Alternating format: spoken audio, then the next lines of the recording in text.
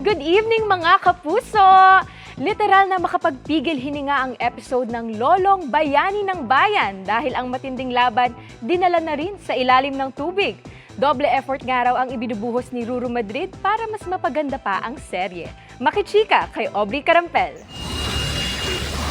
Hindi na kailangan ko ng tulong mo.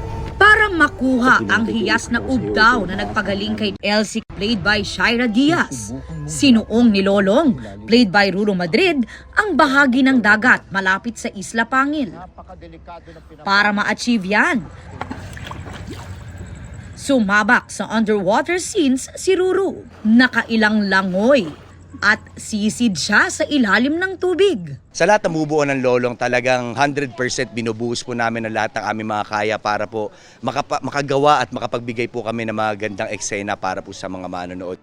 Bigay todo rin si Ruru sa fight scenes. Sa episode ngayong gabi, muling mapapalaban si Lolong at ang kanyang alter ego na si Bangkil sa mga Atubao Rebels na gusto ring mapasakamay ang ubdaw.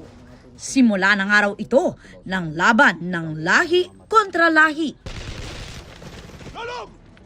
Bigay mo sa akin ang ubtaw bago ano pa mangyari sa'yo. Mamamatay na muna ako bago niyo makuha sa akin ang ubdaw. At dugo laban sa dugo dahil lingid sa kaalaman ni Lolong. Kalaban niya mismo ang kanyang lolo. Siyempre magkaiba sila ng prinsipyo ni Lolong, tatanggapin niya ba ito bilang lolo niya? Sa mga susunod na episodes, malalaman kung kalaban o magiging kakampi ba ni Lolong ang mga kalahing rebelde. Ano ba yung pinagmulan nila at bakit ba ganun na lang sila kapursigido na kuhanin yung ubdaw? Bukod sa laban para sa kanyang lahi, may hiwalay na laban din si Lolong para sa pag-ibig. Si Elsie kasi, kahit gumaling na, hindi siya matandaan.